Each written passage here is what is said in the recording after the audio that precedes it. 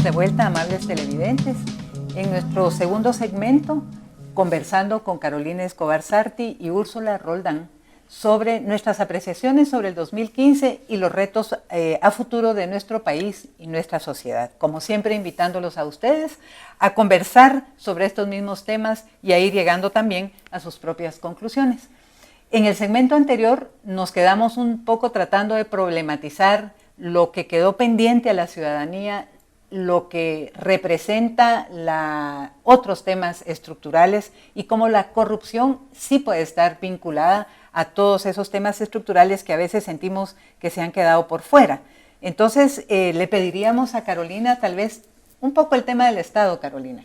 ¿Cómo está esta situación? Sí, tú hablabas del agua y el aceite, y yo voy a tal vez a llegar ahí, pero por la vía de los temas que nos importan como sociedad. En este momento el tema de la corrupción fue un tema que nos unió, porque a todo el mundo le toca la bolsa, no importa cuál sea el tamaño del capital o cuánto se tenga entre la bolsa, pero a todo el mundo le toca. Lo que también nos está uniendo y no estamos viendo son temas como la violencia, como la impunidad, como el estado en crisis, que se va a revertir en contra de toda la ciudadanía y de la población. Entonces, yo creo que es importantísimo que en este momento como sociedad, no quisiera decir que es una cuestión generacional, pero hay mucha gente que todavía está con los discursos y las prácticas del pasado, queriendo resolver la sociedad del presente. Y esto no nos está ayudando en muchos sentidos, no importa desde dónde se vea. Entonces, vamos a entrar en el 2016, ya lo dijo el presidente Maldonado ahora, que para el 31 de diciembre hay dinero. Dice, a partir de entonces yo no sé qué van a hacer, o sea, ¿quién sabe qué va a pasar? O sea, vamos a tener un Estado desfinanciado que ya se ha venido diciendo tanto, por un lado. Por el otro, hay una evidente crisis política cuando un hombre que no tiene experiencia de Estado, sin un gabinete claro, entra al ejercicio del poder. Y entonces hay muchas fuerzas queriendo ponerle el gabinete, y ya se está viendo desde ahorita esa correlación de fuerzas. Por el otro lado, tenemos un Tribunal Supremo Electoral que no ha dicho quiénes van a ser finalmente los diputados. En Argentina ya tenemos los resultados de una votación que fue hace, ¿qué? 2 días, un día. Y nosotros todavía no terminamos de reconocer quiénes van a ser los diputados que van a estar en el Congreso de la República el año entrante. Entonces hay evidente crisis. Y por el otro lado están los que dicen que si esta crisis sigue así, ya no va a haber inversión en Guatemala. Pero se nos olvida que la inversión tiene que tener certeza jurídica, más que todas las certezas que ellos dicen. Además tiene que tener condiciones laborales adecuadas, regulaciones laborales adecuadas. O sea, son un montón empezamos a hablar de los temas. Y creo que, como decía Úrsula bien, no es que seamos agua, no es que esto represente un momento en que el agua y el aceite no pueden juntarse, sino todo lo contrario. Es el momento en que tenemos que mover hacia, a mí me gusta decir esto, que en este país se trafica de todo y ahorita han de estar pasando contrabandos como lo que no tenemos idea por las fronteras. Aquí se trafican personas, se trafican mercancías, se trafican armas, se trafican drogas, pero tal vez ya nos llegó el momento de traficar ideas, de poner en movimiento las ideas entre unos y otros, ¿verdad? Nos ha faltado hablar, nos ha faltado encontrarnos, dejar de ser guetos, y creo que esta es una oportunidad histórica o se nos vuelve a ir, sobre todo en los contextos mundiales actuales, ¿no?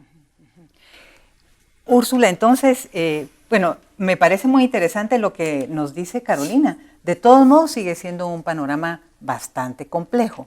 Y ella nos habla también de esas prácticas del pasado, de la política del pasado para resolver problemas del presente. ¿Cómo mira usted eso?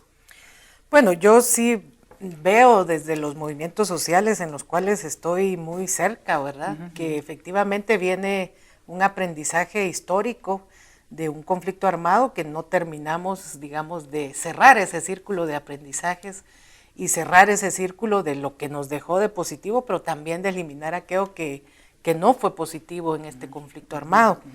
Y veo yo que hay movimientos rurales, movimientos indígenas que pues tienen toda una realidad encima demasiado violenta, demasiado represiva, que quizás ven al Estado de distinta manera de como la estamos viendo en la ciudad.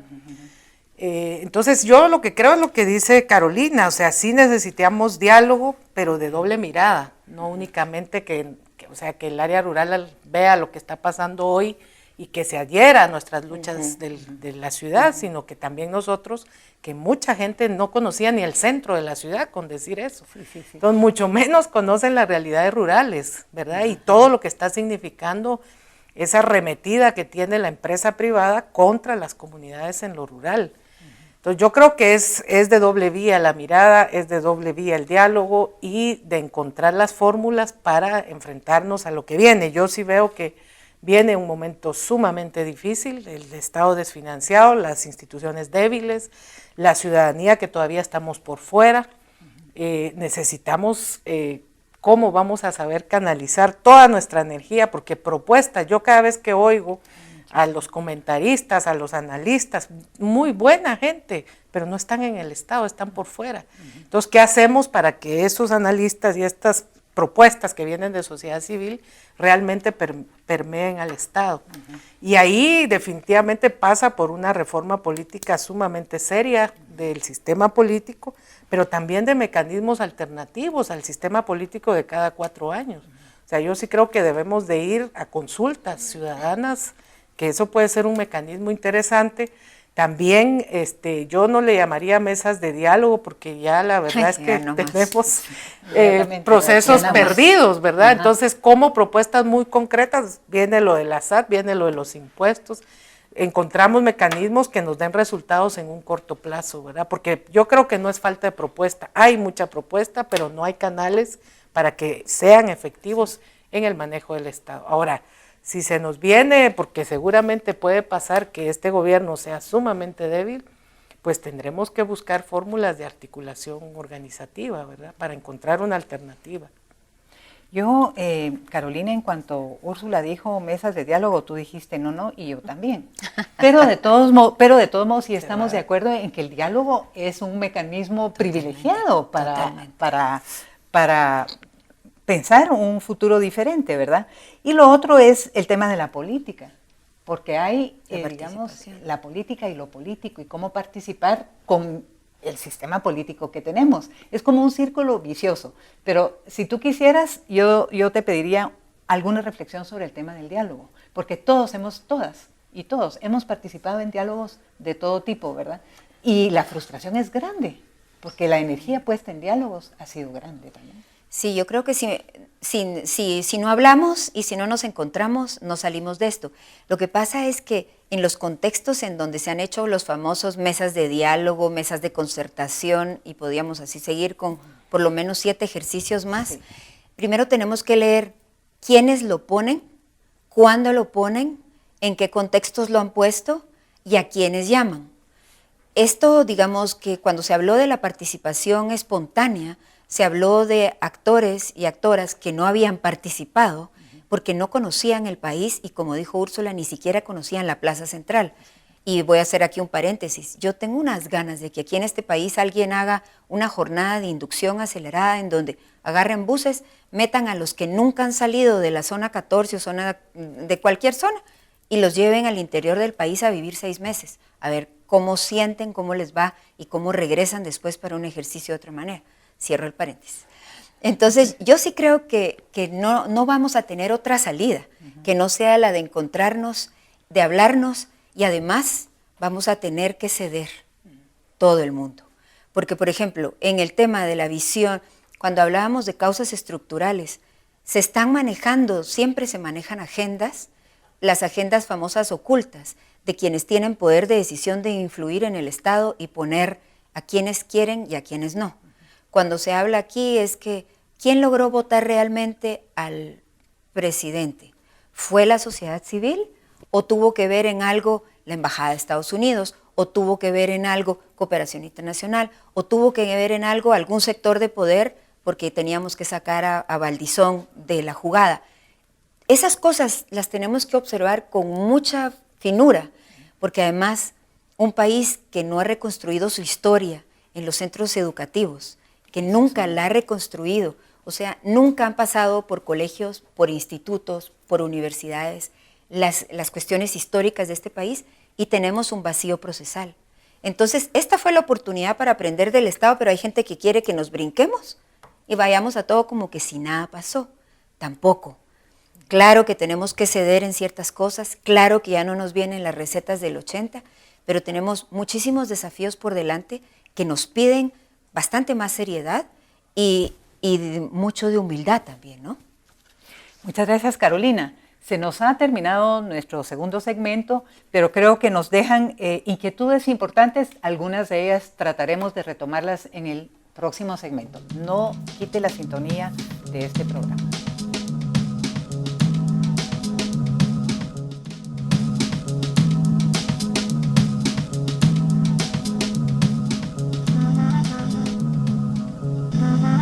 Estamos con Israel Macario de Plataforma Agraria preguntándole qué perspectivas en el tema de desarrollo rural integral ves para Guatemala.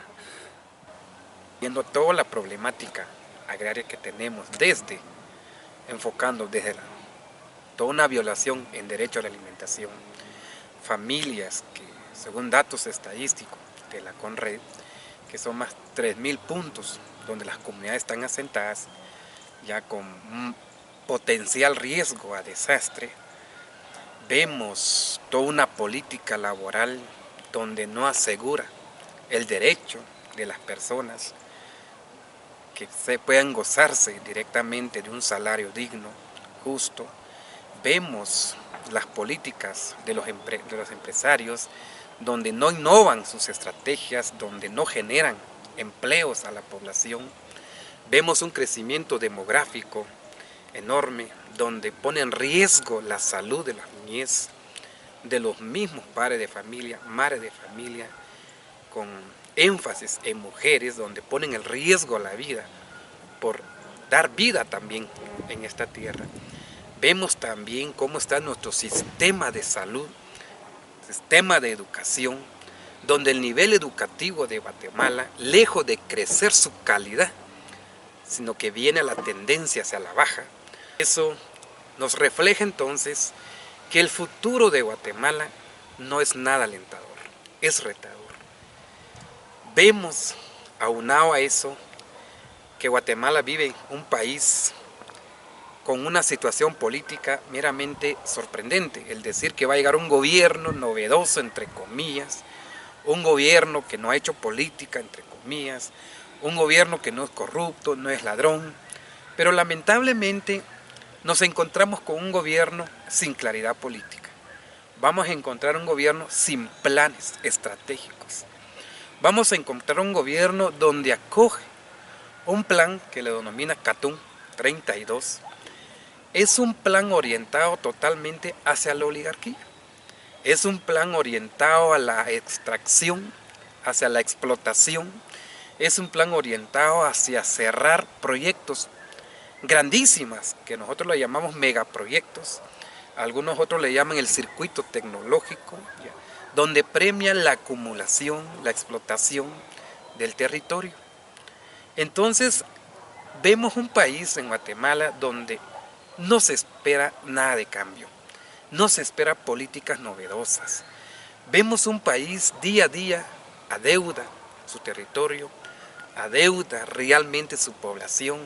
Vemos un país que día a día, lejos de crecer, va creciéndose, sí, pero la desnutrición, va creciendo en sí la mortandad, va creciéndose en sí familias en peligros de viviendas, va creciéndose en sí jóvenes, poblaciones sin trabajo, que van emigrando a otros países, que emigran desde sus lugares. Lo que va creciendo es una pérdida también de cultura agrícola, de cultura pecuaria, va perdiéndose en sí también capacidades que muy bien tienen las comunidades. Creemos que vamos a estar viviendo aquí unos 4 o 5 años más, y si la política, si esa estrategia, si este nuevo gobierno, que todos sabemos en nombre que muchos le llaman Jimmy Morales, si va a utilizar ese plan y va a operatizar ese plan, lo que viene a hacer es agudizar la problemática, tanto económica, la problemática de educación, va a agudizar más la problemática de salud. ¿Y por qué no hablar de la problemática real, la que nos tiene también la problemática agraria? Entonces, lo que va a crecer, lo que va en aumento, es precisamente el saqueo de los bienes naturales. Va a crecer también las tensiones de persecución, de criminalización, ya de judicialización de aquellas personas, de los líderes de las comunidades que quieren hacer valer sus derechos, que la Constitución, la Constitución Política de la República de Guatemala lo establece como un derecho. Convenio internacional lo establecen como un derecho. Los códigos municipales, la ley de descentralización, lo establece como un derecho. Pero entonces, ¿qué esperamos? ¿Solo esperamos un gobierno? Esperamos una Guatemala donde los políticos, donde las instituciones del Estado van a estar a la merced de esta economía voraz, esa economía explotadora, esa economía concentradora y esa economía de muerte. Creemos necesario en un contexto, en una situación política, creemos necesario en una institucionalidad que hoy por hoy operan, el sistema de justicia, el sistema legislativo, deberían voltear la mirada de esas capacidades que están en los campesinos y campesinas, que tienen diferentes estrategias de producción. Deben de voltear la mirada entonces hacia los campesinos que tienen talentos, tanto artísticos, tienen talentos también de poder procesar sus propios alimentos, tienen las capacidades técnicas de convertir situaciones en actividades, en artículos, en productos, en transformaciones que la población necesita en ese caso. Yo creo que estas instituciones y el gobierno mismo deben aprender a voltear una mirada donde hay ciertas formas de un nuevo modelo económico que pueda premiar la vida humana. Si no premian, no voltean la mirada hacia nuevas alternativas de vida, que los campesinos, las comunidades ya lo hacen, ya donde reconocen, valoran la importancia de los árboles, de la tierra misma, de los productos que podemos comer, que sean producidos de forma saludable, de forma responsable, donde hay una comunicación entre el cosmos, la madre naturaleza y la persona humana, donde premia la vida en sí, Guatemala va a cambiar. Y los campesinos lo están haciendo, las comunidades lo están haciendo. Es cuestión que haya voluntad política, que haya partidas presupuestarias que puedan fortalecer esas prácticas agrícolas, esas alternativas de vida,